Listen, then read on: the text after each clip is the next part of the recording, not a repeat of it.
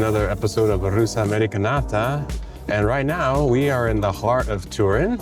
We're in Piazza Castello. So we're here to witness the lighting of the cauldron because the Olympic torch is going through all the regions of Italy. And one thing I didn't know before moving here is that Italy actually has 20 regions, including Sicily and Sardinia, the two islands. And the torch has already passed through them. It has made its way all the way up now to Torino.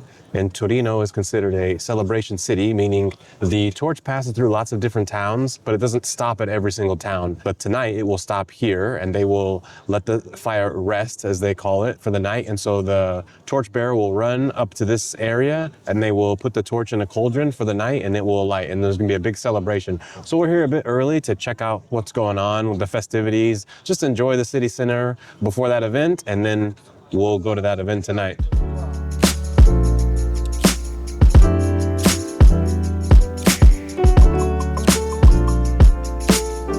The last Olympic Games were here exactly 20 years ago, 2006. So it's a kind of special, literal passing of the torch from one city to the next for the Olympics. We have something else very special from Olympic Games 2006. What do we have? We have the mascots. Those are the mascots from 2006? Yeah. All right, explain those to me. Yes, this is a glitz.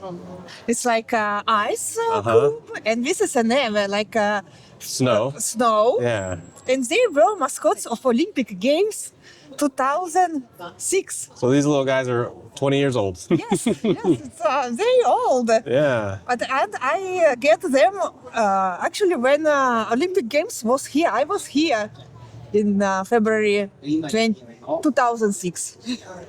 But I've never been around anything like this. I'm excited to see the torch and be here with all the crowds and the excitement. There's so much going on. Since we won't be able to attend the games this year in Milan and Cortina, we decided to go back and retrace the steps of where the Olympics were back in 2006. So we're gonna go check that out now.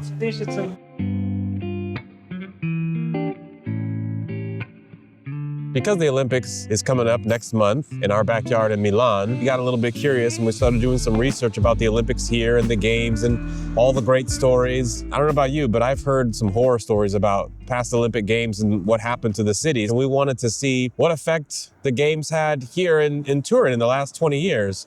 And one of them is right behind us, and this is the old Olympic village. And after doing a bunch of research on the Olympics in general, but specifically Turin, the answer that we found is, like many things, it's complicated. So after Olympics Games, this village was supposed to be private housing, student housing, and offices. But right away after Olympics Games, this village was abandoned because they couldn't decide who It's supposed to manage it. Yes, and Pay for it. organize everything. In 2013, more than 1,000 immigrants occupy these buildings and lived here until 2019 without rules, without permit, without anything. So if you're familiar with Christiania in Denmark, Exactly. in Copenhagen, this was kind of like Italy's Christiania, Exactly. which is like almost like an anarchy where people just took over everything, had their own rules, and it just kind of was crazy. So this occupation here... This occupation here was considered biggest in Europe. I don't know if they had electricity. Here was Yeah, it was a dangerous situation. They said that they had Doctors Without Borders here, and this is in the middle of Turin, right? And this is in the 2000s, so this is like modern history. And you had Doctors Without Borders who usually go to like third world countries, that are in very rural areas that don't have access to normal, clean things. And they had to have Doctors Without Borders coming here because it was kind of like no rules, It was almost like a third world country in this area.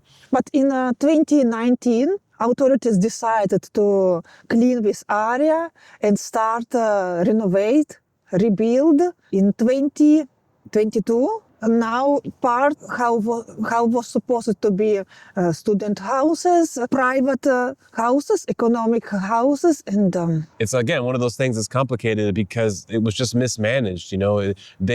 And to me, the crazy thing is that when the Olympics were coming, it was very easy to decide who's going to do what, right? They had the money, they built the stuff, they paid for it, it served its purpose. And then after, everybody's pointing fingers. Well, who's going to do what? Who's going to pay for it? Yeah. Who's going to be in charge of it? And it's like, well, how come when it has to do with the Olympics, everybody knows exactly what to do? But once it comes to serving the city, it took 20 years to get something done, which it's sad. Having said that, the end result, fortunately, is nice. So this is one of those ones where it's not necessarily all bad, but it's definitely not all good either.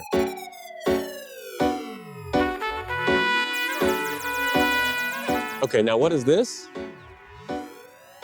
Questo sono mercati ortofrutta in grosso. So this was a market. Yes, it was biggest market for city. I can say probably yes, from all Italy. During Olympics, here they use it also. It was offices. So this place originally was the biggest market, but then because of the Olympics, they shut that down, the market. They stopped market already and it was in degrado. Okay. And they decided to reuse, to give a second life to this place. So now all this part of Mercati Generali, it's abandoned. But I remember time I have been inside when the exhibition Paratissima. This is of modern art. This place is huge. I would have loved to see. To me, it's sad that it's not open anymore, but this is huge. Yeah, but you know, we are lucky because in 2025, they finally decided and they split this part into different lots and now they will renovate also this in future. Cool. Yes, and they will do like a part of university research.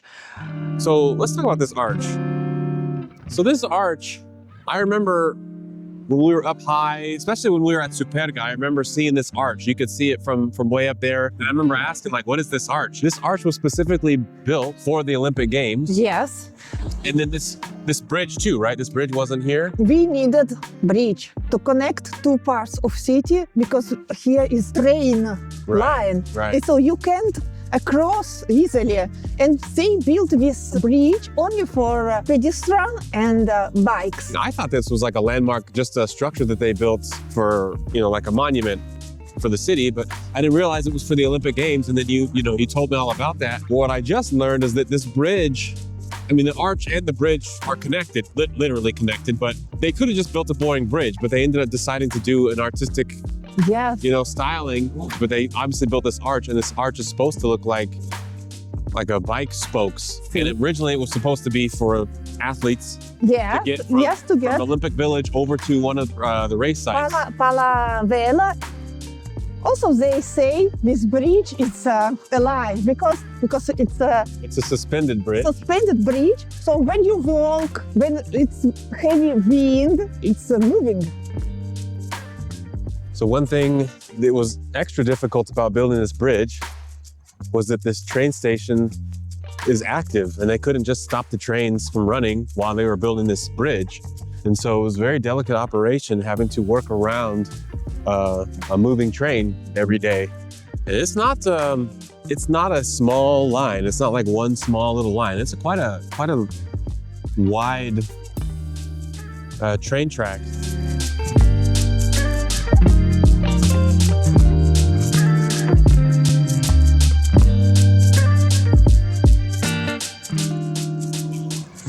So we stopped in this beautiful mall at one of my favorite places to get cappuccino, McDonald's.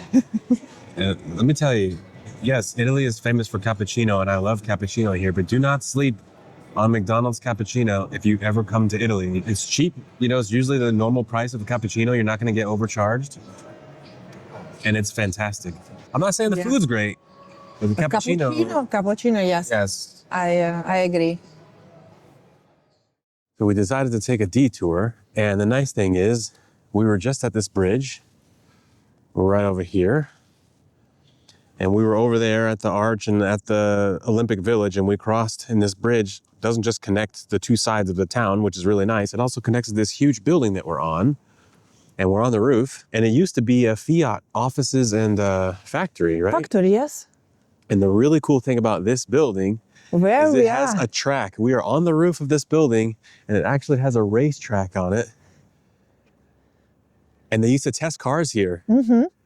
I mean, how cool is that? And now they've turned it into a museum. And the nice thing is we have our museum card, so we can get in for free with our museum card. And so we just decided to come up and take a quick detour. We're not going to go to the whole museum today. We're going to make a full video of this whole museum, the whole history later. But for now, because we were over here in this area, Olympic Village is over there, and then we did all of that, across the bridge. Now we're here. We're headed over to Oval, another Olympic building that they built specifically for 2006. Yes. So we're going to head over there and we'll talk more about Oval.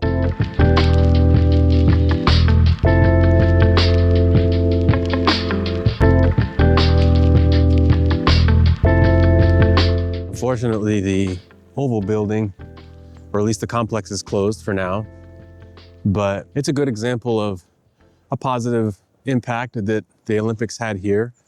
The building was not only used for the 2006 Olympics, it's also going to be used for the 2030 Olympics, which are held in France. They're going to reuse this building for, I believe, speed skating as well. Also, it's been used for many, many other venues. They have like exhibitions and other Winter Olympic Games in there. And what else? Fairs, Salone del Libro, Madre Terra. So this building is a great use.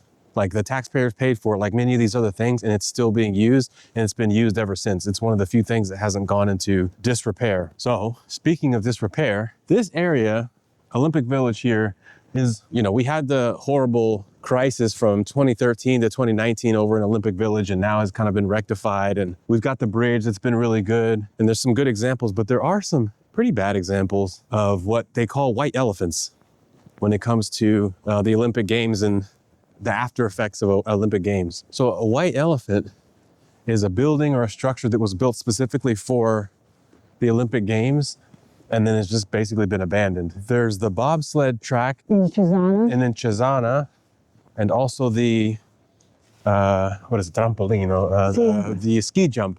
In Pragelato. In Pragelato, the bobsled track cost $110 million euros. And that was 2006 money, so it's a lot more than that now. 110 million to construct and get all that stuff, and it's completely abandoned. So I can't remember exactly how much the ski jump cost, but it's also abandoned, and it costs a ton of money. And multiple times those places have been proposed to reuse again, or fund to renovate it. But like many things, it costs more money to renovate it than it does to reuse it. And the really sad part is, if you think about it, the games are usually only a couple of weeks long. Exactly. That's the part that just kills me. This is politics. Politics, yeah. So unfortunately, those two places are still abandoned to this day. And it's, to me, it's just a shame. This is an old building of train station Porta Susa. It's second train station of Turin. And for Olympic Games, they brought trainways underground to get more easy movement in city. So the metro here in Turin is another positive result of the 2006 Winter Olympics, because I think you said since the 30s? Yes. Turin has wanted to have a metro here and had been proposing and whatever. It hadn't happened. Planning, yes. Yeah, all the planning and whatever. It never happened after all those years. But once they had a hard deadline for the Olympics to be here in 2006, they finished that metro. Literally 4 days before the 2000 Olympic Games, they opened that metro. And so to this day, it's still the only metro here in Turin. For now, we have only one line. Connect one part of city with main station, Porto Novo, Porta Susa, and after go to Lingotto and one station after also. And Lingotto is where we were earlier, where Olympic Village is at. Has only 23 stops, but particularly with metro, it's without driver. It's all automatic. And wheels, it's like a camion, like a car with gomma. Yeah, rubber. So the rubber tires instead of metal. Yeah, so it's very soft and smooth All right, ride. well, let's go check it out.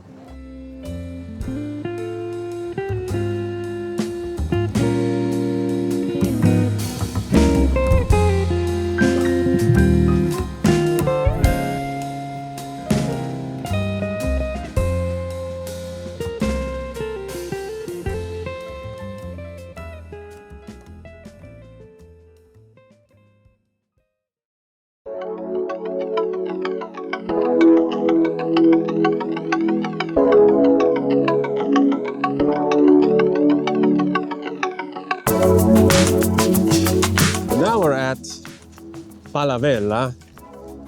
Beautiful building, genius architecture. And this is another example of how the 2000 Olympic Games helped Turin, because this building opened plus or minus around 1961. So it's actually quite old. And it was already kind of in disrepair or abandoned in the late 90s or early 90s. It's kind of stopped being used. And the Olympic Games basically brought it back to life. And they ended up using it for a skating rink for those games, and it's been a skating rink ever since. Yeah, I like about this place, about this Palace of Ice, because you can go ice skating and in the same place where Olympic athletes skated. And we can see these rings. Yep. So yes, it's exciting to think you are skating in the place where was the Olympic Games, real races. Can we go in? I hope so, because it's open and you can go and skate. Fino ad alle 21. Ah, 21. volevamo solo vedere com'era dentro. Adesso ci sono le società che stanno fatturando, non si può entrare. Ah, ok, va bene. But this used to be what Oval was for, Yes. where it was mostly for fairs and different conferences or whatever. So 2006 Games basically gave new life to this building, or Yeah. at least the roof, because again, everything under was redone, but the roof is incredible, and I'm happy that they saved it. And why is it called? That's what I was going to say before that guy came, but Palavela, what does that mean? Palavela means the thing we have on a boat, So a sail. sail. This roof remind people of sail, and they started to call this palace Palavela, because in origin it was only Palazzo Fiere, comunque it wasn't Palavela from the beginning. It's people started to call Palavela and Yeah, because it does. It became, looks like it's being like blown up by wind. You know, it's really cool, actually. We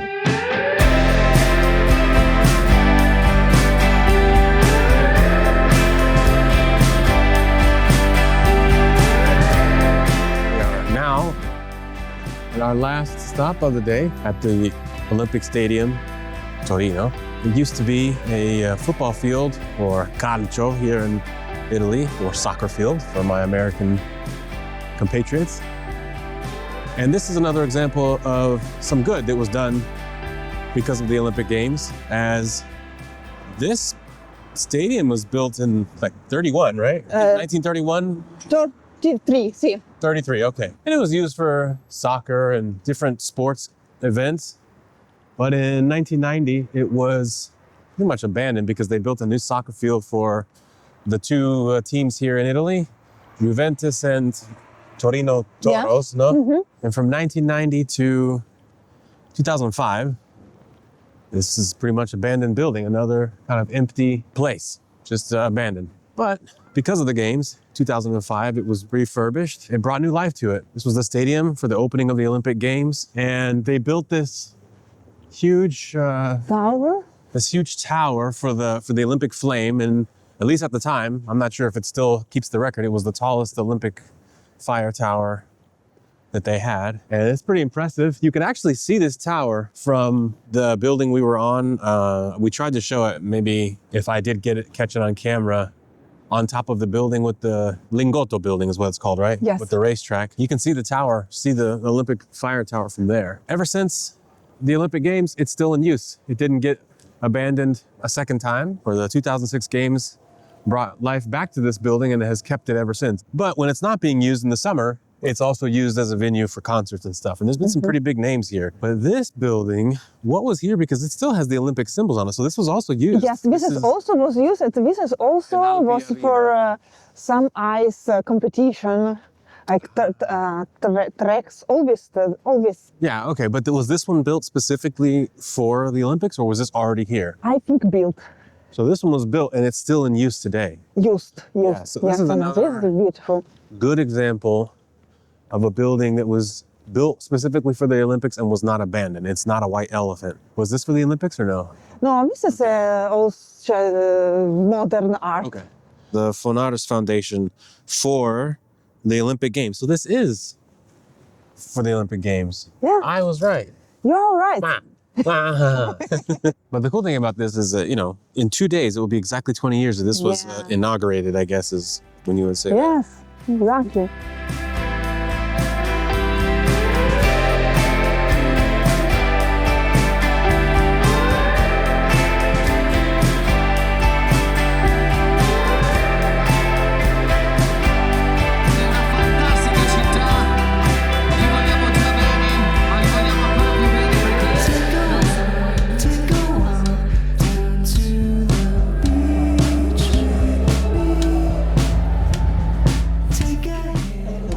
We are anticipating the runner, the torchbearer right now. We've been waiting here for quite a bit.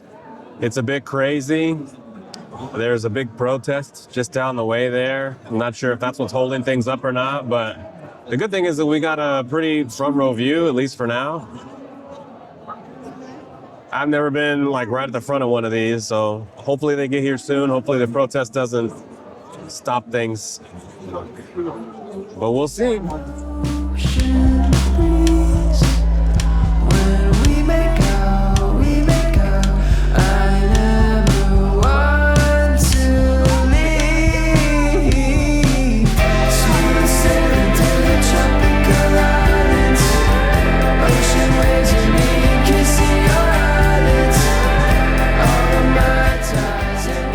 We're all done. That was an experience. I'm not used to that. At the very end there was just people literally crawling on our backs to try and see. And we got here pretty early so that we could get decent place to view everything. And I don't know, it was pretty wild. Either way, it was good. Good night. I'm tired, so we're headed home. Yeah, cold. Thanks. Yeah, we're cold. Yeah, it's pretty cold. Thanks for tuning in, and if you stuck around this long, we appreciate it. We'll see you guys on the next one. Ciao. Ciao.